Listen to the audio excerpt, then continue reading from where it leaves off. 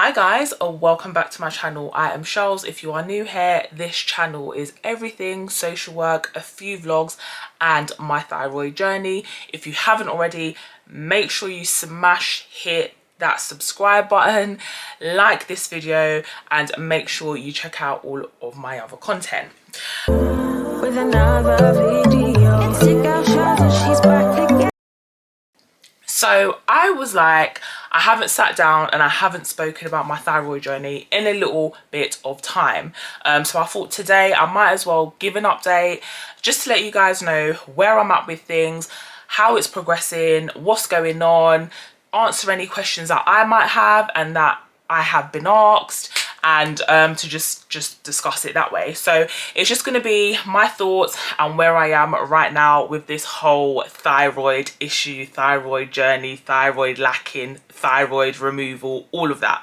Okay, so keep watching if you are interested in this video, or if you actually have the surgery coming up, or if you're post-surgery and you're literally just trying to survive being thyroidless, because that's what I'm doing, surviving. Okay, so where to begin? If you go back to my content, and obviously this video will be linked to the whole journey, you will see when I had my operation, when I was in the hospital, I done like a mini vlog. I don't even know how I managed to do it, but I managed to do a mini vlog of my time undergoing the surgery and then like a little bit of my post recovery, like a couple days after. I tried to vlog after that, however it just wasn't coming together. I was in a bit of pain, I was in discomfort, and I really just didn't have it in me to continue vlogging, and I didn't want to see myself in that way, if that makes any sense. So I just continued with like just giving updates on the medication, blood tests, etc. It has been a little bit of a journey, if I can say so myself. And the reason why it's been just a bit of a journey is basically because it's just been up and down, up and down, up and down, up and down. Basically what had happened was I found a lump in my throat, went to the doctors, COVID came, messed up the whole thing, and then literally I was waiting, got pregnant, and then it just so happened that my thyroids were quite crucial to having my pregnancy, a healthy pregnancy, and I couldn't undergo the surgery at the time. So it was best to be operated on. Once I had the baby, Cass now, he's no longer a baby, he's 4 years old, and then obviously to take it from there. So that's basically what happened. When I left the hospital, I was actually prescribed 125 milligrams of levothyroxine, which is basically a hormone replacement or a synthetic drug, which is basically in replacement of what your thyroid's functioning would basically do, right? So I was prescribed 125 milligrams and I kind of stuck with that dose, so on and so forth. And every time I went back for a blood test, they wasn't satisfied with my blood levels. So that basically then increased to 150 milligrams. Now, when I was on the 150 milligrams of levothyroxine, my body was basically, I don't know if it was really happy on that dosage. I don't know if it was really enjoying that dosage. I don't think it was for me at all. And I know that I had missed a couple of my days where I would not take my medication, and I remember speaking about it in that video. You're like, yeah, there's a few days where I haven't taken my medication, and honestly, don't do that. Just don't do it. Do not miss your medication, because it can really mess up your body. There were times where I was feeling like tired, where I didn't have any energy, and I know when my script was coming to the end, or my prescription was coming to the end, as in the dose that I had on my body, or in my home rather, I would like book it on the NHS app, as you do on your phone, and then I'd request that it be sent over to my pharmacy. This is all in the UK, by the way. So if you have the NHS app, utilize it. It saves you from going to the GP, manually getting them to give you the prescription, and then manually getting it sent over. Like, it's just all long. Like, I don't have the time. Who has the time to do that? Unless you're going to be seen by a doctor or a nurse, you don't want to be stepping foot in a GP surgery or a hospital if you don't need to. So in the UK, we can use the NHS app. This is not a sponsored video, by the way. But yeah, so I was using that app. I was getting my prescription signed by my doctor or the nurse, whoever was available at the time. And then my medication would then be dispensed to the pharmacy, which is local to me. And then I could pick it up and then continue. However, when I had a few blood tests at 150 milligrams, they were not happy with my levels, and I can actually go through my NHS record and I can see the pathology results. It was unreadable. There was no thyroxine in my body. It was just undetectable. I don't even know how I was functioning, because like I said to you guys before in another video, or in my last video, I was really tired. Like, I was probably running on like empty sometimes, and that was all because I wasn't taking medication as and when I should. For the majority, I would say probably like 70% of the time, I was taking it as I should have been. So anyway, my doctor wasn't happy, called me up and said, look, are you taking your medication as prescribed? You need to be taking this medication. It's really serious, blah, blah, blah. I got the whole talk, like literally take your health seriously sort of thing. So I was like, okay, no problem. I'll try my hardest not to miss any dosages. So I was taking it, but still my blood test results came back quite low. So then they actually increased, I was going to say upcreased, what kind of what kind of term is that, what kind of English grammar is that? They've increased my dose to 175 milligrams now. So I'm on 175 milligrams of levothyroxine. I can never get the... I'm on 175 milligrams of levothyroxine medication now. And I'm happy. Like, I can't complain with the dose. I don't feel any different, as in I don't feel any physical differences. What I have noticed is that I'm less tired because I haven't had my medication. I am tired because I'm a human, and you get tired of being a mom, and you get tired of, you know, working and stuff like that. But in terms of like my actual health, I don't think there's any kind of prescribing of tiredness in that kind of region. So the 175 milligrams has been working really well. I've been taking it every single day, every consecutive day, and basically as prescribed.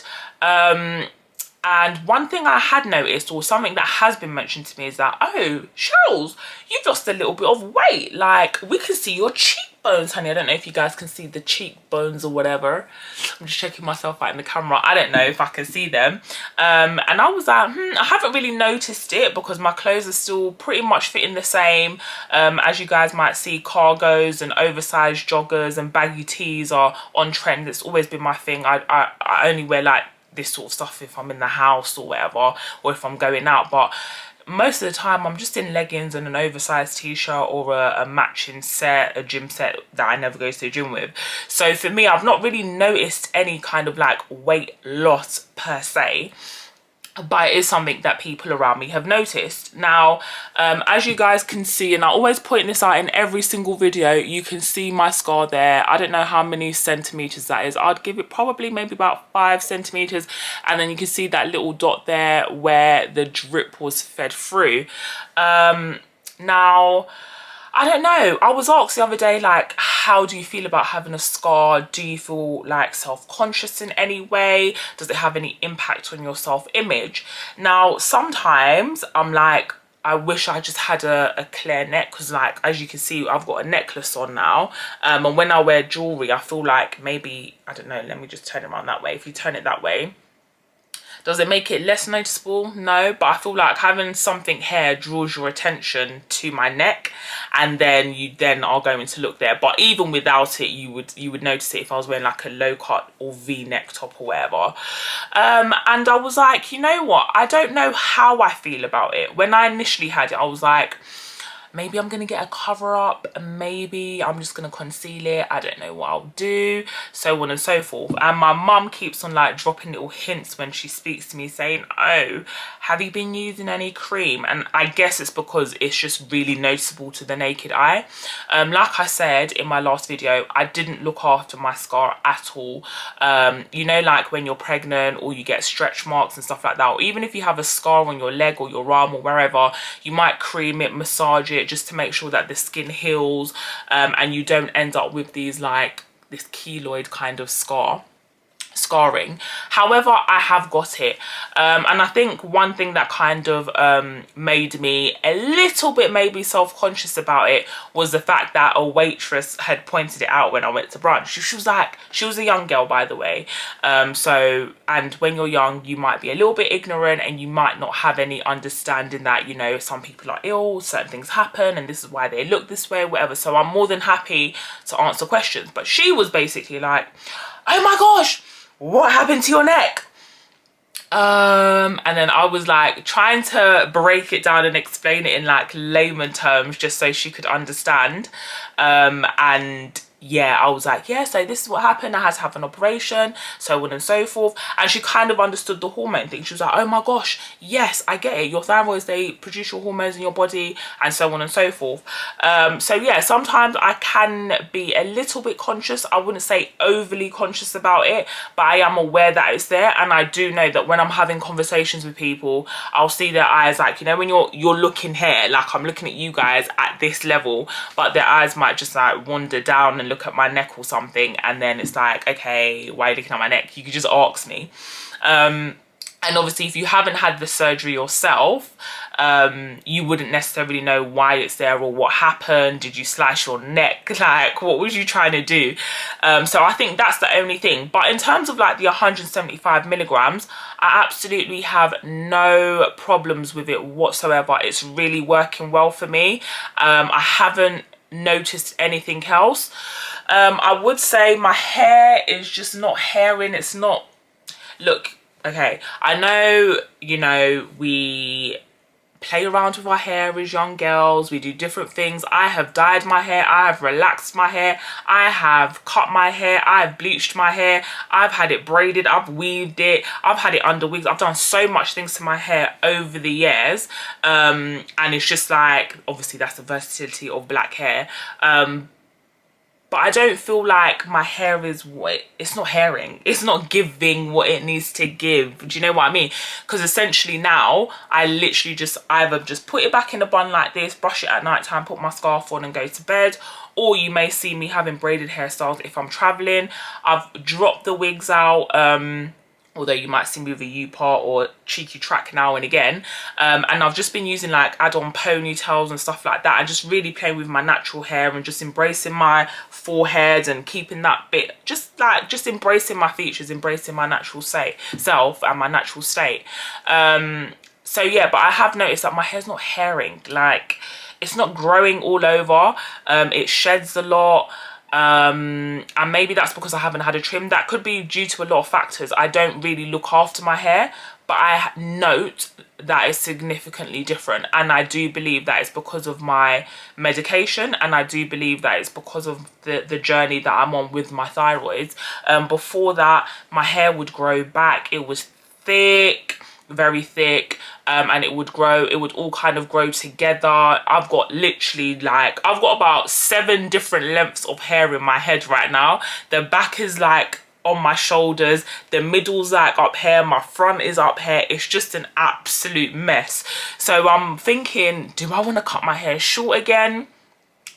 But I don't know if that's something that I can maintain, and I don't know whether that fits in with my lifestyle. Like, I don't have the capacity to be going to the hairdresser once a month just to maintain a short hairstyle. So that's one thing I've noticed. Another thing I've noticed is increased hair growth. Like, I'm a naturally hairy person already. I have been shaving my arms of recent just because I want to feel a bit more feminine, like especially if I don't have nails on and I'm just keeping it a bit more plain.